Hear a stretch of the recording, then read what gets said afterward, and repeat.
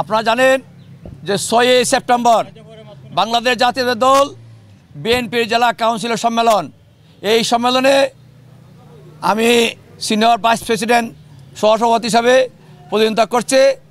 আপনারা জানেন যে বিগত 17 বছর রাজপথে ছিলাম। রাজপথ থেকে কোনো দিন 5ই আগস্ট পর্যন্ত কোনো দিন আমার এই রাজপথ ছাড়িয়ে যায় নাই।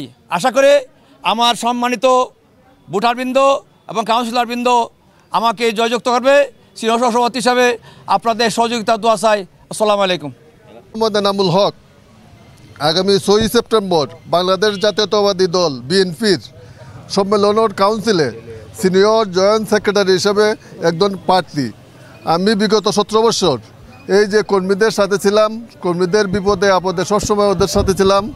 এই কর্মীদের যে কোনো মামলা টামলা বা যে কোনো বিপদে আমি সবসময় ওদের কর্মীদের সাথে ছিলাম। আশা করি আগামী 6 সেপ্টেম্বর বাংলাদেশ জাতীয়তাবাদী দল বিএনপির সম্মেলন ও কাউন্সিলে আমাকে সিনিয়র জয়েন্ট সেক্রেটারি হিসাবে সবাই মূল্যায়ন করবে, এই আশা প্রত্যয় ব্যক্ত করে বক্তব্য শেষ করলাম। আসসালামু আলাইকুম ওয়া রাহমাতুল্লাহ। আমি একজন এই দলের কর্মী হিসাবে দীর্ঘদিন 16-17 বছর এই দলে আন্দোলন সংগ্রামী ছিলাম। এটা বিভিন্ন সময়ে আমরা পরীক্ষা দিয়েছি। ইনশাল্লাহ বর্তমানে এই অবস্থায় আছি। আমি বিগত দিনে আন্দোলন সংগ্রামের মাধ্যমে হবিগঞ্জ জাতীয়তাবাদী দলের ছিলাম এবং বিগত সময়ে এই ফ্যাসিস্ট সরকারের আমলে মামলা এবং হামলার শিকার হয়েছি এবং জেল জুলুম কেটে এই বিগত সরকারের আমলে আমরা নির্যাতিত হয়েছি।